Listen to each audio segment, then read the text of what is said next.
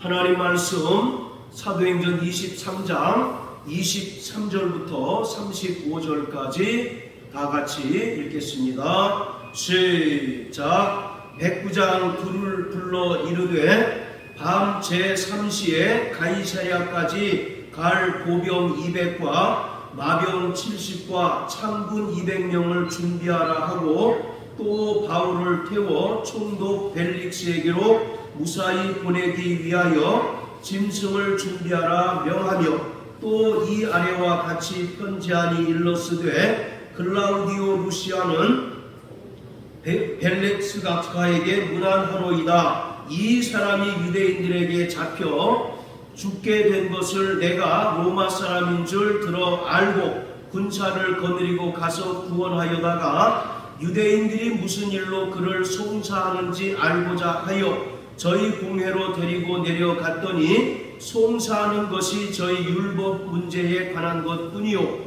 한 가지도 죽이거나 결박할 사건이 없음을 발견하였나이다. 그러나 이 사람을 해하려는 관계가 있다고 누가 내게 알게 하기로 곧 당신께로 보내며 또 송사하는 사람들도 당신 앞에서 그를 대하여 말하라 하였나이다 하였더라. 보병이 명을 받은 대로 밤에 바울을 데리고 안디바드리에 이르러 이튿날 마병으로 바울을 호송하게 하고 영문으로 돌아가니라. 저희가 가이사랴에 들어가서 편지를 총독에게 드리고 바울을 그 앞에 세우니 총독이 읽고 바울더러 어느 영지 사람이냐 물어 빌리기아 사람인 줄 알고 가로되 너를 송사하는 사람들이 오거든 내 말을 들으리라 하고 헤롯 궁에 그를 지키라 명하니라. 아멘. 바울은 다메섹 사건을 통해서 부활하신 예수님을 만났고 하나님의 신실한 은혜를 체험했습니다. 그리고 하나님의 은혜의 복음을 이방과 땅끝까지 전파하는 사명을 받았습니다. 사도 바울은 은혜의 복음을 통하여 유대인과 이방인이 모두 하나가 되고 인종과 신분과 그리고 성별의 차이를 떠나서 하나님의 긍휼하심이 온 세계에 가득하기를 원했습니다. 이것은 창세기 12장 3절에서 하나님께서 아브라함에게 하신 언약이 성취된 것입니다. 하나님의 언약은 아브라함의 후손인 유대인과 이방인이 모두 구원을 받는 것이었습니다. 창세기 12장 3절에 보면 하나님께서 아브라함에게 약속하시기를 너로 인하여 모든 민족이 복을 얻으리라고 말씀하셨어요. 바로 여기서 아브라함의 후손은 혈통적 후손인 유대인들뿐만 아니라 믿음의 후손인 이방인들까지를 포함하고 있는 것입니다. 자, 사도 바울은 죽기를 각오하고 예루살렘에 들어갔습니다. 그리고 그 후에 로마로 가기를 원했고 또 최종적으로 서바나 지금의 스페인에 가서 복음을 전하기를 원했어요. 로마서 15장을 보면 사도 바울이 서바나로 갈 것을 2번이나 강조하고 있는 것을 볼 수 있습니다. 그런데 서바나로 가기 전에 먼저 들려야 할 곳이 바로 로마임을 바울은 분명하게 밝히고 있습니다. 다시 말하면 로마 교회를 방문하지 않고서는 결코 서바나 선교를 할 수 없음을 분명하게 말한 것입니다. 그리고 최종적으로 서바나에 가서 선교를 하기 전에 먼저 로마 교회를 방문해야 하고 또 로마 교회를 방문하기 이전에 예루살렘 교회를 방문하지 않고서는 로마의 방문이나 또 서바나에 가서 선교하는 것이 불가능함을 그는 분명하게 알고 부득불 예루살렘에 들어간 것입니다.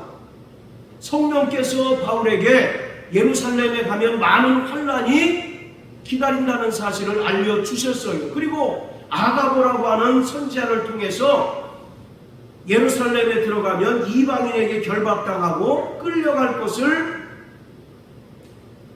이제 전에 들었지만 사도 바울은 부득불 예루살렘에 들어갔습니다.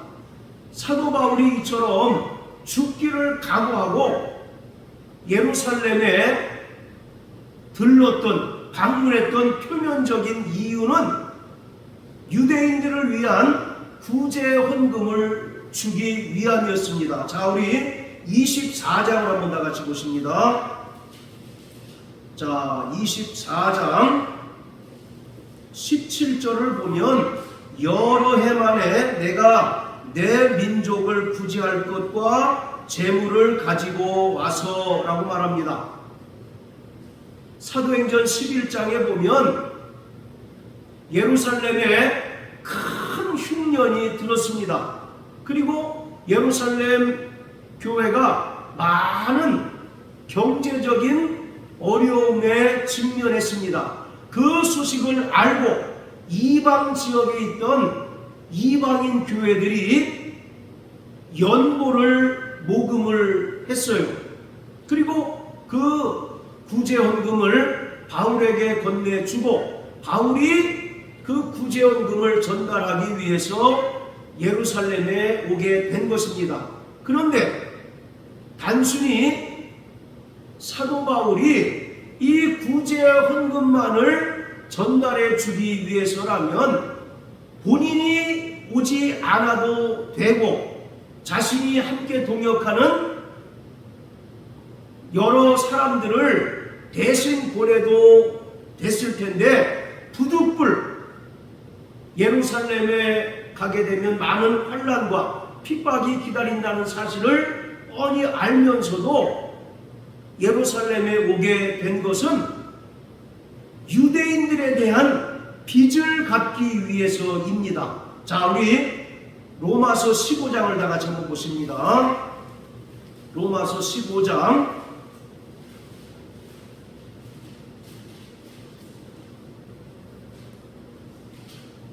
자, 25절부터 28절까지 읽겠습니다. 시작. 그러나 이제는 내가 성도를 섬기는 일로 예루살렘에 가노니 이는 마게도냐와 아가야 사람들이 예루살렘 성도 중 가난한 자들을 위하여 기쁘게 얼마를 공정하였음이라. 저희가 기뻐서 하였거니와 또한 저희는 그들에게 빚진 자니 만일 이방인들이 그들의 신령한 것을 나눠 가졌으면 육신의 것으로 그들을 섬기는 것이 마땅하니라. 그러므로 내가 이 일을 마치고 이 열매를 저희에게 확증한 후에 너희에게를 지나 서바나로 가리라. 자, 25절에 보면 성도를 섬기는 일로 예루살렘에 간다라고 말합니다. 그런데 그 성도를 섬기는 일이 구체적으로 어떤 일이냐? 바로 26절에 기록한 것처럼 마게도냐와 아가야에 있는 이방인 교회들이 예루살렘 교회가 큰 흉년으로 인하여 경제적인 어려움을 겪고 있다는 소문을 듣고 연보를 모았어요. 그리고 그 연보를 사도 바울에게 주어서 사도 바울이 그 구제헌금을 예루살렘 교회에 전달하기 위해서 가는 것입니다. 그런데 말씀드린 것처럼 단지 그 이유뿐이라면 디모데나 다른 동역자들을 얼마든지 보내도 됐을 텐데 부득불 사도 바울 본인이 예루살렘에 간 것은 이방인과 유대인이 그리스도 안에서 하나라는 사실을 분명하게 보여주기 위함입니다. 자, 27절을 보면요, 저희가 기뻐서 하였거니와, 그러니까 구제헌금을 억지로 한 것이 아니라 자발적으로 감사함으로 그 예루살렘 교회를 위한 구제원금을 모았다는 이야기죠. 자, 그리고 또한 저희는 그들에게 빚진 자니라고 말합니다. 여기서 저희는 이라는 것은 바로 이방인 교회 성도들을 가리키고, 그들이라고 하는 말은 유대인들을 가리킵니다. 바울은 이방인들이 유대인들에게 빚을 졌다라고 말합니다. 그러면서 그 뒤에 뭐라고 얘기합니까? 이방인들이 그들의 신령한 것을 나눠 가졌으면, 여기서 신령한 것은 구원의 은혜를 말합니다.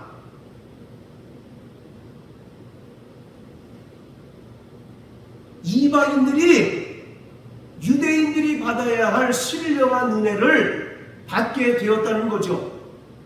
그에 따라서 이방인들은 유대인들에게 빚을 진 자이기 때문에 육신의 것으로, 즉 구제원금을 통하여 그들을 섬기는 것이 마땅하다라고 이렇게 이야기합니다. 자, 하나님의 구원의 순서에 있어서 항상 먼저는 유대인이었어요. 그런데 유대인들이 예수님을 배척하고 또 예수님께서 전파하신 그 복음을 거부하였습니다. 그래서 하나님의 구원의 순서상 먼저 받기로 예정된 유대인들이 하나님 말씀에 불순종하고 복음을 거부함으로 인하여 먼저 되었던 자들이 나중에 되어버리고 말았습니다. 즉 그들이 구원에 있어서 실족하게 되었고 넘어지게 되었다는 것입니다.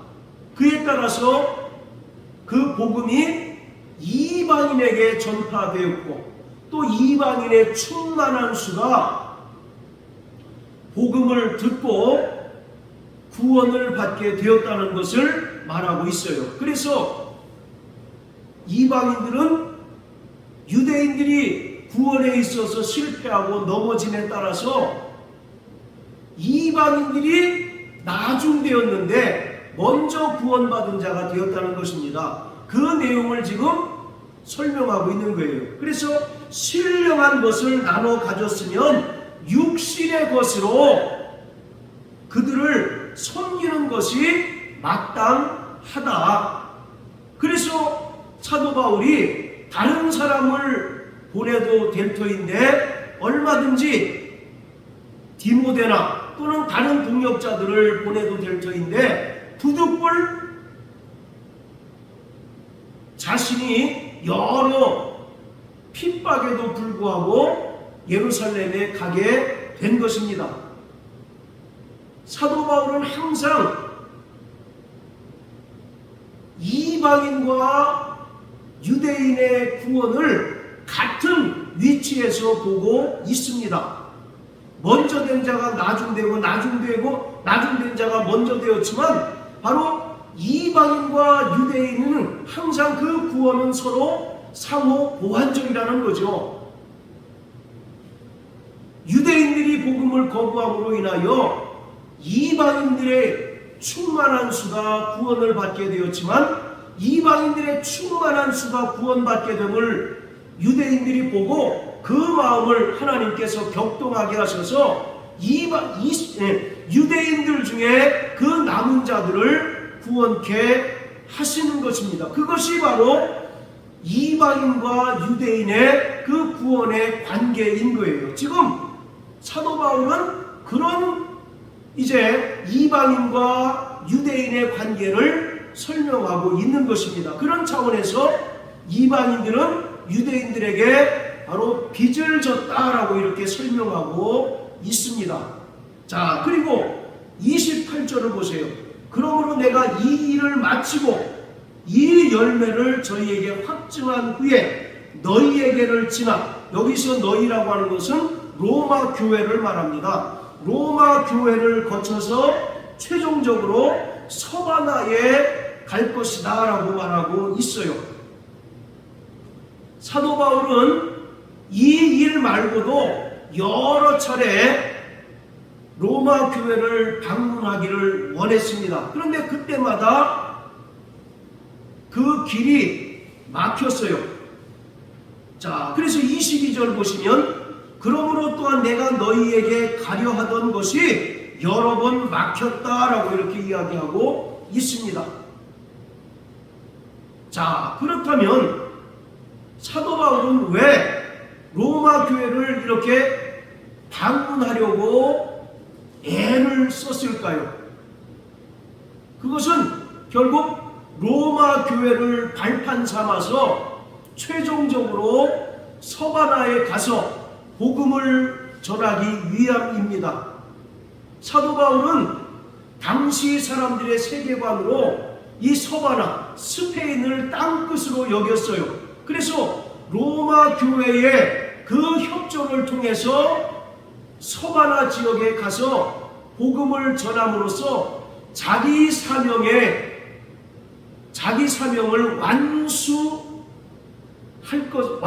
이제 끝낼 것을 바로 기대했습니다. 그런데 이 서바나라고 하는 지역은 당시로서는 유대인이 전혀 살지 않았습니다.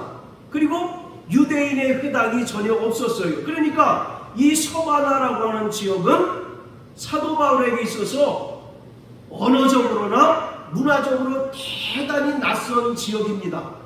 바울이 이방 지역을 다니면서 선교를 할 때 항상 유대인의 회당을 먼저 찾아갔습니다. 그곳에서 복음을 전하면서 그의 사역을 시작했거든요. 그런데 이 서바나 지역에는 유대인이 살지를 않고 더더군다나 유대인의 회당이 없기 때문에 바울이 그곳에서 단독으로 복음을 전하는 것은 거의 불가능에 가까웠습니다.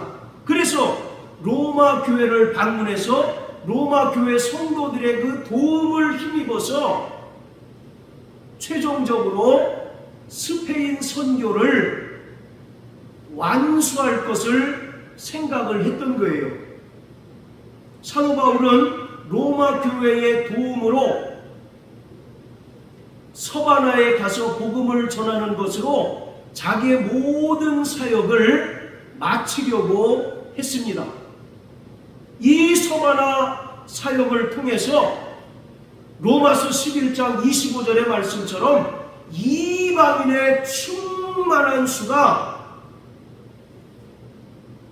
구원 얻게 되는 일이 나타나리라고 그는 확신을 했던 것입니다. 그리고 이방인의 충만한 수가 구원을 얻게 되면 그 다음 차례는 누구겠습니까? 바울의 동족인 이스라엘이 구원을 얻고 바로 회복될 것을 그가 기대했던 거예요. 그러니까 바울은 이방인의 사도였지만 항상 바울의 마음에는 자기 동족 유대인들이 그 마음에 있었던 것입니다. 그래서 하나님께서 계획하셨던 유대인과 이방인의 그 구원의 관계를 바울은 분명히 알고 그가 힘써 나가서 이방인 지역에 가서 복음을 증거함으로써 이방인의 충만한 수가 구원을 얻게 되면 비로소 그 다음에는 자기 동족인 이스라엘이 구원을 얻고 또 회복될 것을 그는 믿고 있었던 거예요. 그래서 그는 예루살렘에 가서 그것을 깨닫도록 하기 위해서 방문을 했던 것이고, 그리고 로마 교회를 방문한 것은 로마 교회의 도움을 통해서 최종적으로 서바나 선교를 바로 완수하려고 했던 것입니다. 사도 바울은 자신의 그 선교적 사명이 완수될 때, 즉 이방인의 충만한 수가 복음을 듣고 구원을 받고 또 이방인을 향한 하나님의 약속이 성취될 때 이스라엘도 구원 얻게 되리라고 확신을 했습니다. 그리고 하나님의 구원의 역사가 이제 이루어질 것을 그는 분명히 믿고 있었던 것입니다. 그래서 그는 부득불 예루살렘에 가서 바로 이런 모진 고난과 박해를 받게 된 것입니다. 자, 다시 사도행전 23장으로 돌아가서요. 자, 오늘 본문은 유대인들이 사도 바울을 살해하려고 계획을 꾸미자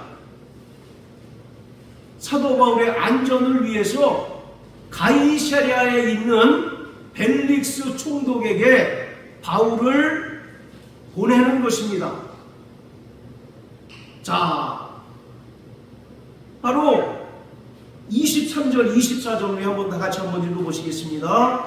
자, 23절, 24절 시작. 백부장 둘을 불러 이르되 밤 제3시에 가이사랴까지 갈 보병 200과 마병 70명과 창군 200명을 준비하라 하고 또 바울을 태워 총독 벨릭스에게로 무사히 보내기 위하여 짐승을 준비하라 명하며.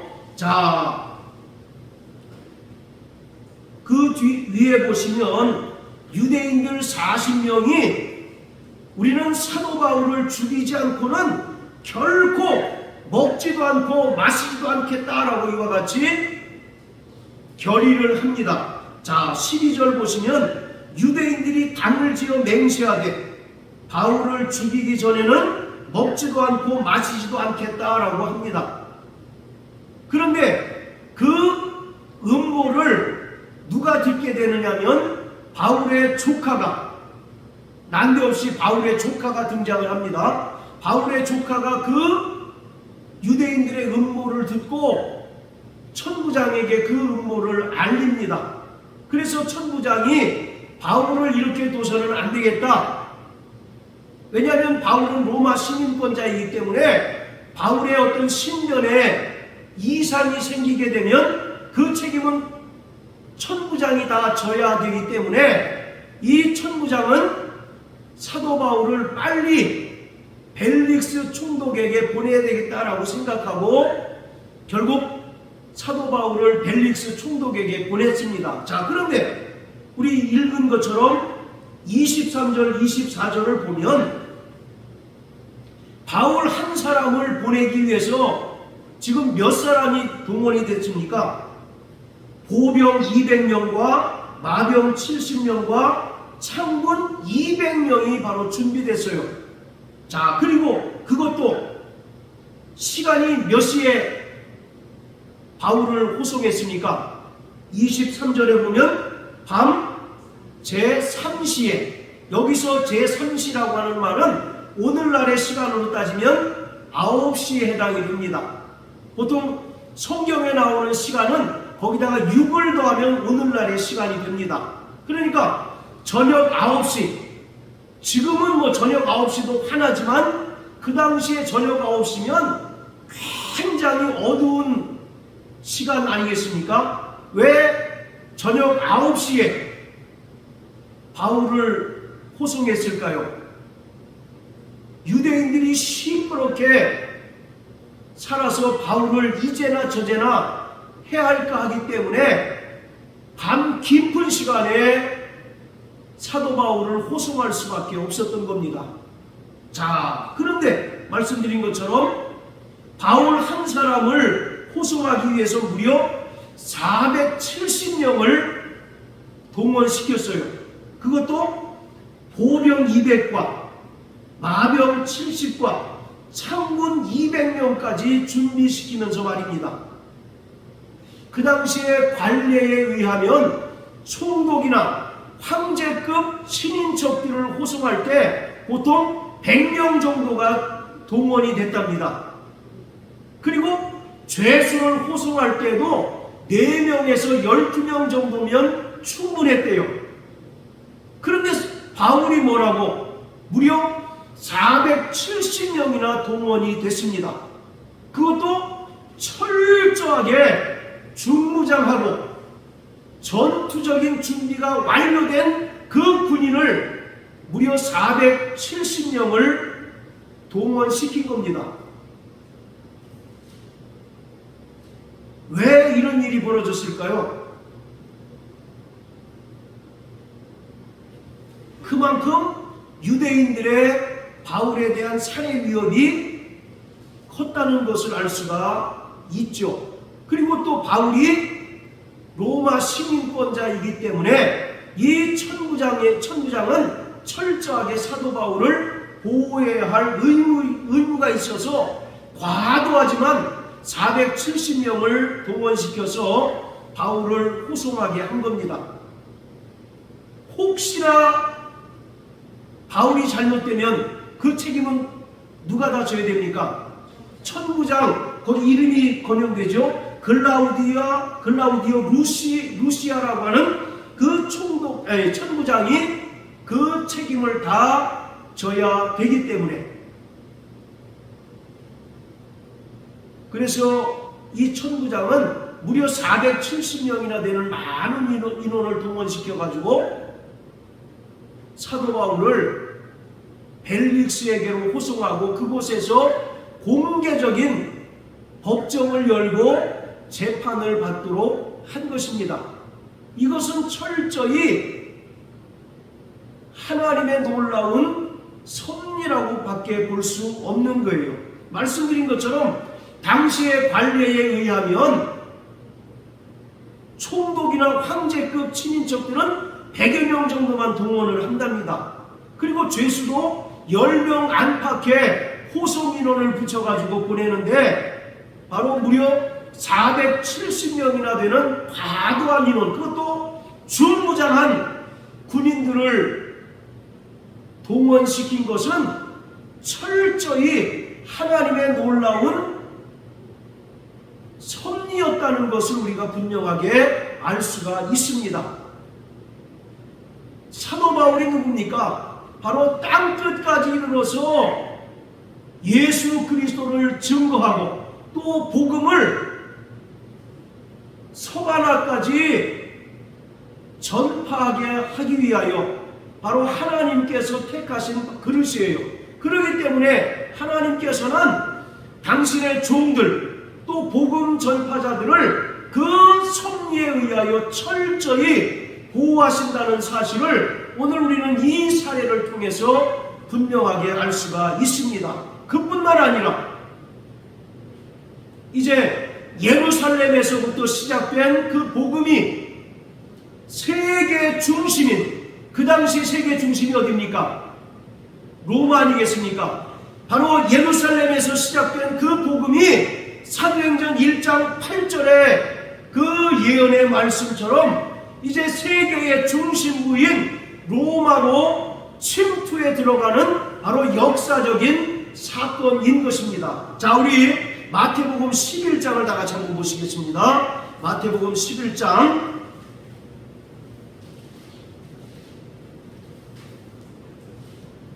자 12절 다 같이 읽겠습니다. 시작. 침례 요한의 때부터 지금까지 천국은 침노를 당하나니 침노하는 자는 빼앗느니라. 아멘. 바로 요한의 때부터 지금까지 천국은 침노를 당하나니 침노하는 자는 빼앗는다라고 말합니다. 이것을 바로 두 가지 의미로 우리가 해석할 수가 있습니다. 그 첫 번째는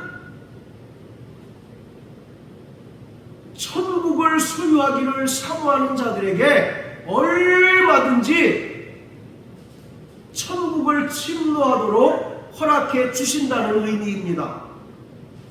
누가 천국을 사모합니까? 바로 회개하는 자들이 천국을 사모하고 또 천국을 침노하는 자들인데, 이러한 자들에게 하나님께서 얼마든지 천국을 빼앗겨 주시겠다는 거예요. 할렐루야. 네. 마태복음 4장 17절에서 예수님께서 공생애를 시작하시면서 첫 번째 하셨던 선언이 뭡니까? 회개하라. 천국이 가까웠다는 거예요. 하나님의 아들 예수 그리스도로 말미암아 이 땅에 하나님의 나라 천국이 임하였기 때문에 누구든지 회개하기만 하면 천국을 소유할 수 있다는 것입니다. 그렇기 때문에 침노하는 자가 빼앗는다라고 하는 말은 바로 천국을 사모하여 회개하는 자들에게 천국은 얼마든지 침노를 당해주겠다는 겁니다. 얼마든지 빼앗겨 주겠다는 거예요. 할렐루야. 그것이 첫 번째 의미이고, 그리고 또 한 가지 의미는 바로 하나님의 아들 예수 그리스도로 말미암아 이 땅에 임한 천국이 세상 임금인 마귀가 지배하는 이 세상을 향하여 힘차게 진격해 들어간다는 것입니다. 즉 예수 그리스도로 말미암아 이 땅에 하나님의 나라가 임하였고, 이 땅에 임한 하나님의 나라가 무서운 기세로 세상 임금인 마귀가 지배하는 세상을 향해서 진격해 나간다는 것입니다. 무엇을 통해서요? 복음을 통해서 그와 같다는 겁니다. 그래서 예루살렘에서 시작된 복음이 유대와 사마리아, 이제 땅끝까지 이름으로 말미암아 이 마귀가 지배하는 세상 나라에 하나님의 나라가 확장되고 하나님의 나라의 지경이 더욱더 넓혀진다는 것이에요. 그것이 공개적으로 이루어진 역사적인 사건이 바로 오늘 사도 바울이 470명에 의해서 총독 벨릭스에게 호송되는 사건입니다. 그리고 그 사건을 통해서 결국 바울이 바다를 건너 로마에 가서 복음을 전하게 되고, 또 서바나에 가서 최종적으로 복음적인 사명을 완수하게 되는 것입니다. 이처럼 하나님께서는 하나님의 뜻을 이루시기 위하여, 또 죄인된 인간들을 구원하시기 위하여 이 세상의 권세와 또 이 세상의 시스템까지라도 동원하셔서 하나님의 역사들을 이루시는 분이심을 우리는 분명하게 아는 자들이 되어야 합니다. 할렐루야. 바로 사도 바울 하나를 호송하는데 왜 그렇게 호송 인원이 많이 듭니까? 그것은 하나님의 놀라운 역사라고 하는 것밖에 다른 해석의 여지가 없는 거예요. 하나님께서는 하나님의 뜻을 이루시기 위하여 만물의 주관자이신 하나님께서 이 세상의 모든 것을 다 동원하시고 이 세상의 모든 권세와 피조물을까지라도 동원하셔서 하나님의 뜻을 결국 이루고야 만나는 사실을 오늘 우리는 이 사건을 통하여 분명하게 깨달아야만 합니다. 그리고 하나님께서는 이 일에 수고하고 또 이 일에 쓰이는 당신의 종들을 철저하게 보호하신다는 사실을 우리는 분명히 이 사도 바울의 사건을 통하여 깨달아야 합니다. 그렇기 때문에 우리가 하나님께서 우리에게 주신 그 사명을 감당하고 또 그 사명을 따라 이 땅에서 살아갈 때 하나님께서는 당신의 일꾼들을 철저하게 보호하시고 또 철저하게 지켜주십니다. 할렐루야. 자, 사도행전 23장 11절. 자, 우리 김 집사님 한번 읽어주십시오. 그날 밤에 주께서 바울 곁에 서서 이르시되 방대하라. 내가 예루살렘에서나 이를 전가한 것 같이 로마에서도 전가하여야 하리라 하시니라. 할렐루야. 바로 그날 밤에 예수님께서 사도 바울에게 환상 중에 나타나셨어요. 그래서 담대하라. 내가 예루살렘에서 행한 나의 일을 증거한 것 같이 로마에서도 증거해야 한다라고 말씀하셨습니다. 오늘 이 주님의 음성이 저와 여러분들의 음성이 저와 여러분들이 듣게 되시길 주님의 이름으로 축복합니다. 하나님께서는 당신의 뜻을 이루시기 위하여 이 세상의 모든 피조물을 다 동원하시기도 하시고 또 이 일을 위하여 수고하고 또 이 일을 위하여 열심을 내는 자들을 하나님께서는 철저히 지키시고 보호하신다는 사실을 이 바울의 재판 과정을 통해서 그리고 또 로마로 호송되는 그 과정을 통해서 우리는 분명하게 알 수가 있습니다. 이러한 바울의 상황은 구약의 요셉이라고 하는 인물을 통해서도 우리가 볼 수가 있습니다. 여러분 요셉 잘 아시잖아요. 요셉이 그 형들의 미움을 받아서 약대 상인들에게 은 20에 팔려서 애굽의 종이 되지 않습니까? 아, 저 꿈꾸는 자가 오는도다. 요셉의 별명이 뭡니까? 꿈꾸는 자예요. 여기서 꿈이라고 하는 것은 단순히 어떤 인간적인 꿈이 아니라 하나님의 뜻을 그는 꿈을 통하여 깨달은 자입니다. 그렇기 때문에 나머지 11단이 이제 그 요셉을 상징하는 그 단에 절한다는 이제 꿈을 얘기를 하죠. 그러니 형들이 당연히 좋아하겠습니까? 싫어하겠습니까? 싫어하죠. 그 결국 요셉을 저 멀리 데려가서 웅덩이에 파서 웅덩이에 빠뜨리고 마침 지나가는 약대 상인들에게 은 20을 받고 팔아 넘깁니다. 그래서 요셉은 애굽에서 이제 생활하게 되는데 마침 보디발의 그 집에서 노예 생활을 합니다. 근데 또 그곳에서 보디발의 아내로부터 모함을 당해서 결국 그가 어떻게 됩니까? 옥에 갇히는 신세가 되죠. 그러나 그곳에서 그는 정말 하나님께서 함께 하심으로 형통한 자가 됩니다. 그리고 그곳에서 바로의 꿈을 잘 해석해 줌으로 인해서 결국 나중에 최종적으로 애굽의 총리 대신이 되죠. 그리고 7년간의 풍년과 또 7년간의 흉년으로 인하여 이스라엘에 살던 자기 가족들이 전부 애굽으로 넘어옵니다. 자, 우리 창세기 45장 한번 다 같이 보십니다. 창세기 45장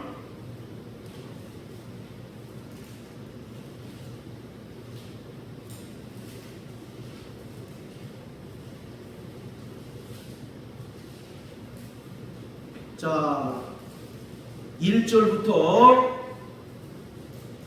8절까지 우리 한번 같이 읽겠습니다. 창세기 45장 1절부터 8절까지 시작. 요셉이 시종하는 자를 앞에서 그 정을 억제하지 못하여 소리질러 모든 사람을 자기에게서 물러가라 하고 그 형제에게 자기를 알리니 때에 그와 함께한 자가 없었더라. 요셉이 방성되고 하니 애굽 사람에게 들리며 바로의 군중에 들리더라. 요셉이 그 형들에게 이르되 나는 요셉이라. 내 아버지께서 아직 살아계시나이까. 형들이 그 앞에서 놀라서 능히 대답하지 못하는지라. 요셉이 형들에게 이르되 내게로 가까이 오소서. 그들이 가까이 가니 가로되 나는 당신들의 아우 요셉이니 당신들이 애굽에 판 자라. 당신들이 나를 이곳에 팔았으므로 근심하지 마소서.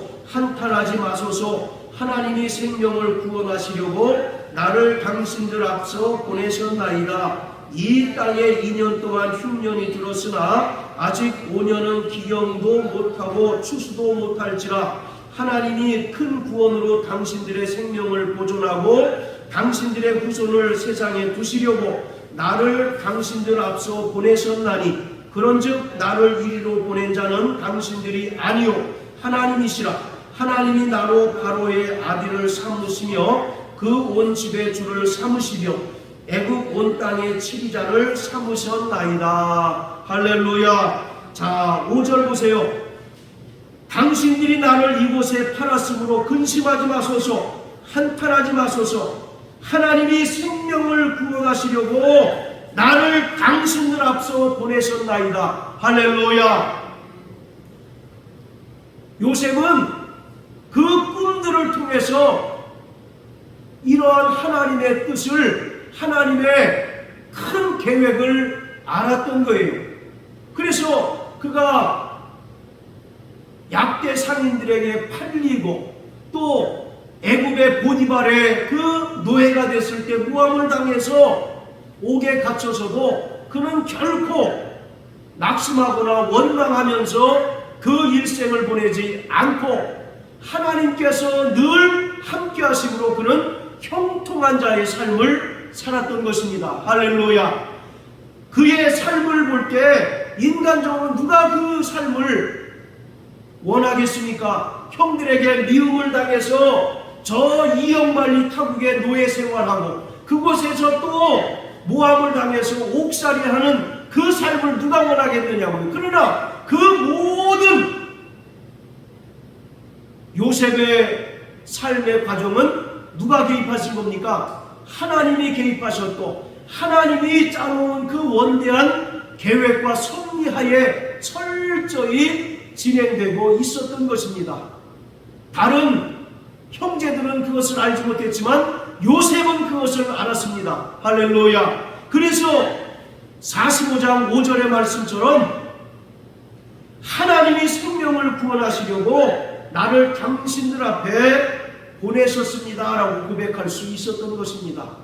이것이 바울의 고백이기도 한 것입니다. 뿐만 아니라 오늘 종말을 살아가는 구원받은 모든 성도들의 고백이기도 한 것입니다. 할렐루야. 구원받은 성도들의 삶은 철저히 하나님의 섭리에 의하여 살아가는 삶입니다. 참새 한 마리도 하나님께서 허락지 아니하시면 떨어지지 않는다고 말씀하신 것처럼 하나님께서는 불꽃 같은 눈동자로 종말을 살아가는 구원받은 성도들을 지키시고 보호하시고 인도해 주십니다. 그리고 정말 우리가 주님으로부터 받은 그 거룩한 사명을 감당할 때 하나님께서는 이 세상의 모든 제도와 시스템까지라도 다 동원해서 우리를 철저히 그 섭리로 보호하시고 인도해 주시는 것입니다. 비록 구원받은 성도들의 삶이 많은 세상 사람들로부터 미움을 당하고 고난을 당하고 또 핍박을 당함으로 인하여 육신적으로는 고단한 삶일지라도 하나님께서 함께 하심으로 말미암아 형통한 삶인 것을 믿으시길 주의 이름으로 축복합니다. 성경에서 요셉만큼 형통한 사람이 또 어디 있습니까? 그는 여러 평지풍파를 당하고 또 여러 어려움을 겪었어도 성경은 요셉에 대하여 일관되게 이야기하기를 요셉은 하나님께서 함께함으로 형통한 자가 되었다라고 말씀합니다. 우리가 보통 형통 그러면 뭘 제일 먼저 떠올립니까? 내가 계획한 일들이 막 승승장구하는 것, 그리고 내 자식이 좋은 직장에 들어가고 좋은 대학에 입학하는 것, 이런 걸 먼저 떠올리잖아요. 그러한 삶과 요셉의 삶이 일치가 됩니까? 오히려 요셉의 삶은 다 사람들이 원치 않는 그런 삶이었어요. 그럼에도 불구하고 하나님께서 함께 하심으로 요셉은 형통한 삶을 살았습니다. 바울 역시 수년 동안 이방 지역의 복음을 증거하면서 많은 고난을 겪었습니다. 그럴지라도 바울은 하나님께서 함께 하심으로 말미암아 요셉과 같이 형통한 삶을 살아냈습니다. 이것이 구원받은 성도들이 하나님께 받는 복인 줄 믿으시길 주의 이름으로 축복합니다. 하나님께서는 구원받은 성도들에게 복을 주실 때 반드시 핍박과 겸하여 복을 주십니다. 그 핍박을 감당치 못하는 자들에게 하나님께서는 복도 거두어 가시는 분이시라는 사실을 우리는 분명히 깨달아야만 합니다. 그렇기 때문에 우리는 날마다 주님 주신 그 거룩한 사명을 감당하기 위하여 기도해야 하고, 또 주님 주신 그 거룩한 사명을 감당하는 삶을 살아낼 수 있도록 내게 힘과 용기와 담대한 믿음을 주시도록 기도하는 자가 되어야 합니다. 저와 여러분들의 삶에 하나님께서 함께 하심으로 말미암아 형통한 삶을 살아가는 저와 여러분들 되시길 주님의 이름으로 축복합니다. 할렐루야. 자, 우리 마지막으로 빌립보서 4장을 읽으시고 마치겠습니다. 자, 빌립보서 4장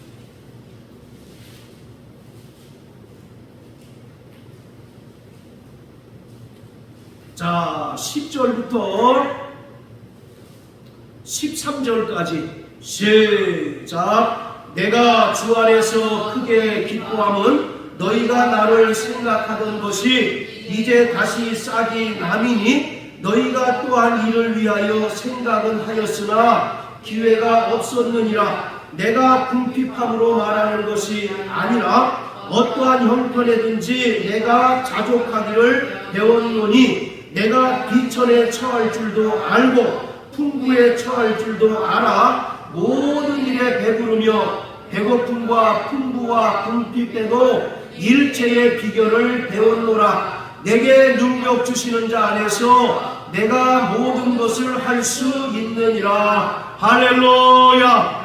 바로 이것을 요셉을 표현하는 그 표현으로 이야기하면 사도 바울은 하나님께서 함께 하심으로 형통한 삶을 살았다입니다. 자, 따라하세요. 나 영혼아, 하나님께서 함께 하시는 형통한 삶을 살아내자. 종말을 살아가는 성도들은 이 땅에서 겪는 것으로 인하여 일희일비하는 자가 아니라 하나님께서 우리의 삶 가운데 늘 함께 하시고 하나님께서 우리의 삶 가운데 늘 임마누엘 하시는 것으로 인하여 기뻐하며 감사하며 오히려 참 하나님께 영광을 돌리는 자가 되어야 합니다. 그러한 삶을 살아내는 저와 여러분들 되시길 주님의 이름으로 축복합니다. 할렐루야.